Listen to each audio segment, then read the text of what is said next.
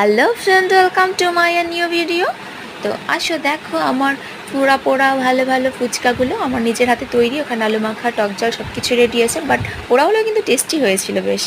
দেখো আমার ছেলেকে বললাম, বাবা একটা তুই এটা টেস্ট করে দেখ না রে, তোর মায়ের হাতের এই পোড়া পোড়া ফুচকাগুলো কি সত্যিই বাজে হয়েছে খেতে? তো একটুখানি বললো, দাঁড়াও মা দাঁড়াও, একটু আলু মাখাটা তুলি। আমি তো চামচ দিয়ে তুলতে পারছে না বেচারা, অবশেষে হাত লাগাতে হচ্ছে। তো হাত দিয়ে আলু মাখা তুলি, এবার আঙুল দিয়ে ঠেসে ঠেসে ওটাকে ভরছে। ঠিক আছে, ভরে নে। এবার আলু মাখাটা জাল হয়নি বলে আমি বললাম, দাঁড়া আগে টক জলটা ভরিস না, আমি তোকে একটু ঝুরি ভাজা দিয়ে দিই। একটু ঝাল ঝাল ঝুরি ভাজা ছিল আমার কাছে, তো ওটা বললাম একটু ভরে দিলাম।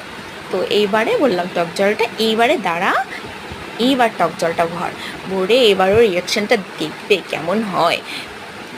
একদম মুখ থেকে জল বেরিয়ে যাচ্ছে। বললাম, বাবা তাড়াতাড়ি বল, আমি ভীষণ এক্সাইটেড, কেমন হয়েছে? উফ, এই পোড়া পোড়া ফুচকাগুলো। বললো, মা ওয়াও ওয়াও, দারুণ।